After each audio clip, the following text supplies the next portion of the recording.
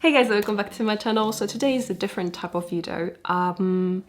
Basically from the title of the video, the thumbnail and stuff, you might have seen it already, but I have had my third fan call with Wonho, and I just wanted to document it this time around. I didn't the last two times. I did share on my social media and stuff, but I thought that, today I was going to be making a video out of this. I just thought that it would be cool to share that experience with you in case, you have the chance to someday be in that position. I really wish you guys to someday be able to have a one-on-one with your favorite idol or whatever. I know it's not easy. I know that you have to pay the money for it, and I'm definitely aware of the privileged position that I am in. We all know how the system works.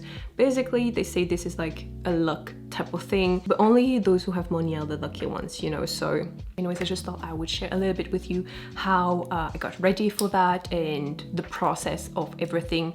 At least for my music taste, I haven't really had any experiences with any other platforms before, so I can't tell you how the other platforms work. But in my case, I've had 2 fan calls with him with my music taste, and the third one was a VIP ticket with fan call during his Live X Live concert. To give you an idea as to how I approached this, I kind of knew MMT, my music taste, would have 2 rounds of, a fan call. So usually what they do is, for Wonho at least, during his promotion time, there will always be one at the beginning of his promotion time and one right after when he's wrapping up or he's about to start performing another song, So I just kind of guessed that there would be a second round, So I didn't apply for the first one not knowing, but kind of sensing that there would be a second round this time around. And I applied for it by buying 20 albums. So when you buy it on my music taste, for each order you have a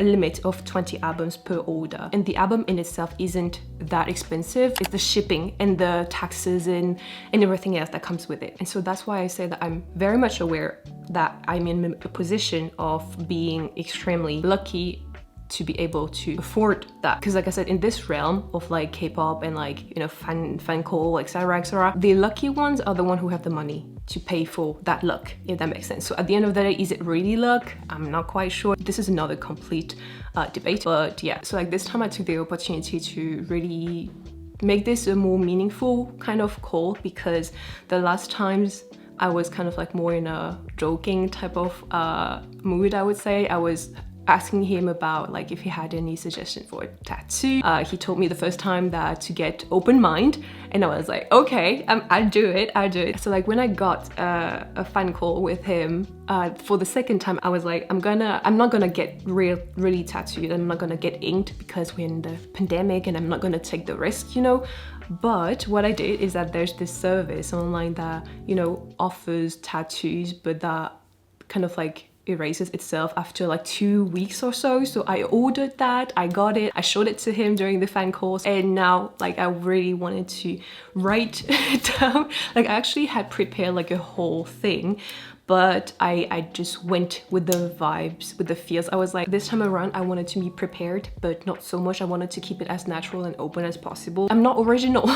I'm much better at being honest and free with my feelings than having something a whole plot or asking him to do things and everything. So I told myself I'm gonna, just lay it all out and tell him how much I care about him and everything. So yeah, it's kind of I've tried to train my mind to calm down and to tell myself that it is going to be okay. There's nothing to worry about.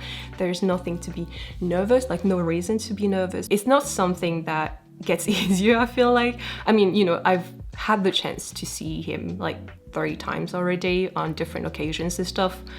I know that some people get more chances and some other don't get any. And I'm so freaking grateful to be in a position where I can, have this type of opportunity to tell him what I really, really feel about him, what I think of him, how much of an amazing person he is and everything. So I will never take that for granted.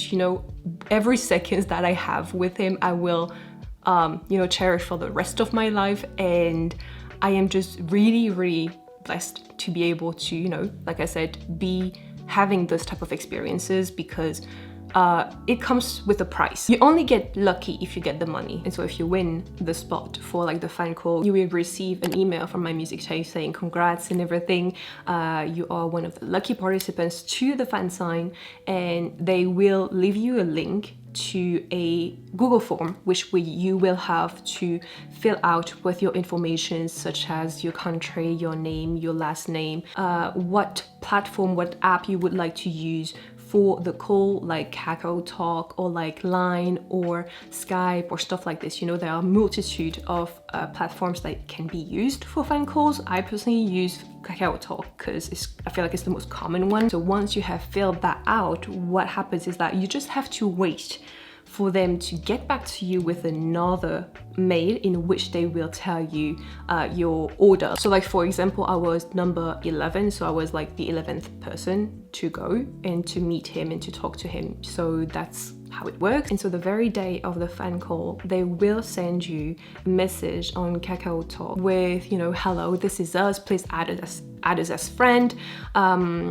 Please send us a picture of yourself holding any type of ID card or some type of identity verification, because they have to make sure that this is really you who is attending, because you cannot sell those fan call slots. And then they tell you thank you, they tell you to make sure to have all of the audio, video enabled and everything ready for basically to get prepared for the call, you know. And so then you wait and it's excruciating because like you're like, oh my god, when is it going to come, what's going on? Like you can feel the tension rising as time goes by. You can kind of guess when you're going to talk to him depending based on like your number and like how long a call lasts and stuff. So it is very nerve-wracking.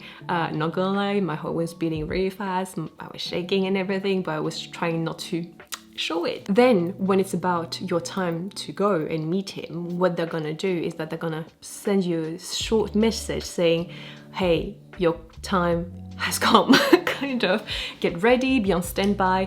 And what they do is that they call you, they will turn off the camera, a staff will be talking to you saying, can you hear me well, etc, etc. They're gonna tell you exactly when it starts, and then they will enable the camera, so then you will be able to see Wonho, you know.